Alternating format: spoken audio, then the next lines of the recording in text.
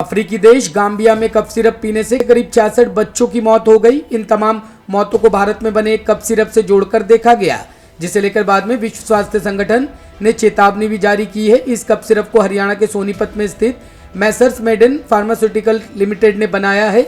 ऐसा पहली बार नहीं है जब इस कंपनी की दवाओं पर सवाल उठे हों। इस साल अब तक कंपनी की 4 अन्य दवाएं भी मानकता पर खड़ी नहीं उतर पाई। वहीं इस पर हमने डॉक्टर से बात करी तो उनका कहना था कि यह एक चिंताजनक विषय है। भारत में बनी दवाइयों से अगर बच्चों की मौत हो रही है तो इससे भारत की छवि पर काफी फर्क पड़ेगा। भारत दवाई निर्माण में काफी आगे है और अब हरियाणा से बनी दवाइयों को लेकर जैसी खबरें आ रही है उसकी तरफ सरकार को सोचना चाहिए। सरकार को ऐसी किसी भी फार्मेसी को परमिशन नहीं देनी चाहिए जिससे जनता को नुकसान हो। अगर वह फार्मेसी लिप्त पाई जाती है तो सरकार को कड़ी से कड़ी कार्रवाई करनी चाहिए। देखिए, ऐसा है कि हमारे देश के अंदर जो है कई चीज़ें काफ़ी लेट रियलाइज़ होती हैं। कॉम्बिनेशंस को जो है बहुत आसानी से जो है वो परमिशन मिल जाती है। कई बार जो है इस तरह की मेडिकेशन जब बच्चों में दी जाती है तो ये देखने में आया कि नुकसान हुआ है। कुछ चीज़ें तो जो होती हैं जो कि हम ये कहते हैं कि फ़र्जी दवाई है। कुछ चीज़ें ये हैं कि सरकार जैसे कॉम्बिनेशन जो कि दुनिया भर में बैन हो चुके हैं, उन कॉम्बिनेशन को जब बैन नहीं करती है तो उसका भी जो है वो नुकसान हमें जो है कहीं ना कहीं देखने को मिलता है। इसलिए मेरी सरकार से गुजारिश है कि जो कि हमारे लोग जो हैं बुद्धिजीव इन चीज़ों के ऊपर हैं, उनको ये देखना चाहिए कि कॉम्बिनेशन मेडिकेशंस की परमिशंस जो हैं वो इतनी आसान नहीं होनी चाहिए। एक अभी WHO का जो सर्वे भी आया था जिसमें ये कहा था कि 72% के करीब जो है वो दवाइयाँ हिंदुस्तान के अंदर चूना पाउडर होती हैं।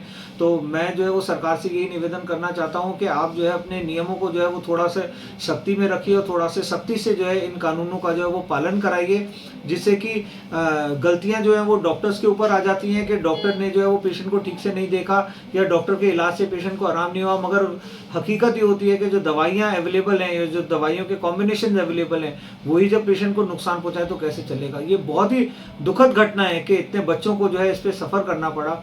अभी आपको याद होगा कुछ साल पहले जो है क्रोसिन की जो है फर्जीवाड़ा पकड़ा गया था हमारे यहाँ ईस्ट दिल्ली विश्वास नगर से ही, जिसमें जो है करीब करीब 2.5 से 3 करोड़ की जो है क्रोसिन की बच्चों की शीशियाँ जो है यहाँ पे फर्जी पाई गई थी।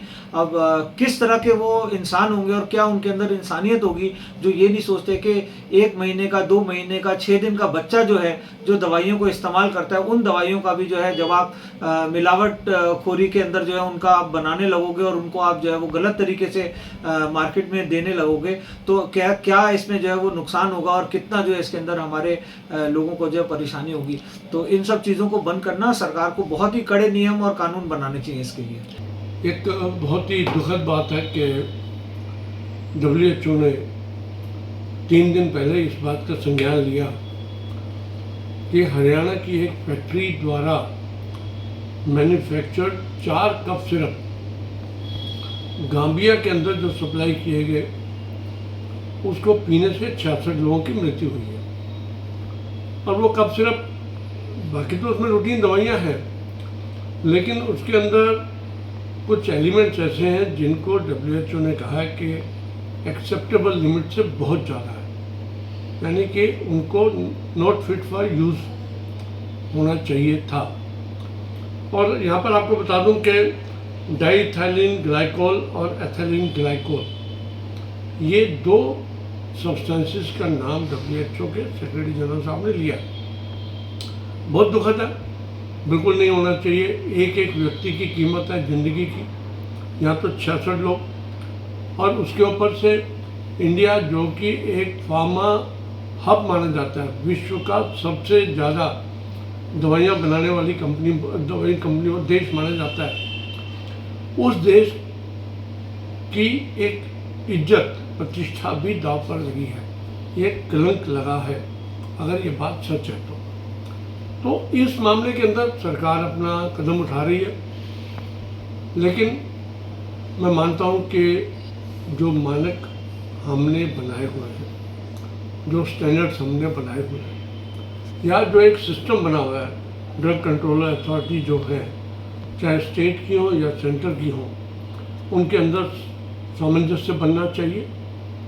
और ख़ासकर अगर ये हादसा सच है, अगर उसकी वजह से ही मृत्यु हुई है, तो सख्त से सख्त कार्रवाई होनी चाहिए उस कंपनी के लोगों पे, मैन्युफैक्चरर्स के ऊपर, सप्लायर्स के ऊपर, एक्सपोर्टर्स के ऊपर, उनको लाइसेंस देने वालों पर और वहाँ की ड्रग अथॉरिटीज़ के ऊपर, क्योंकि कोई भी दवाई, कोई भी बैच नया बनता है किसी भी कंपनी का, तो वो पहले करीब 10% सैंपल टेस्टिंग के लिए जाते हैं, उनकी गुणवत्ता की जांच होती है, उसके बाद ही वो मार्केट में आते हैं। और यहाँ पर तो एक्सपोर्ट हो रहा था, एक्सपोर्ट के लिए तो मैं मानता हूँ कि इंडिया में बिके या एक्सपोर्ट हो, चीज़ एक ही है। अगर किसी की गुणवत्ता ठीक नहीं है और उसको मार्केट के अंदर भेजा जा रहा है तो पूरी के पूरा एक सिस्टम फेलियर है। टॉप स्टोरी ब्यूरो के लिए दिल्ली से रवि डालमिया की रिपोर्ट।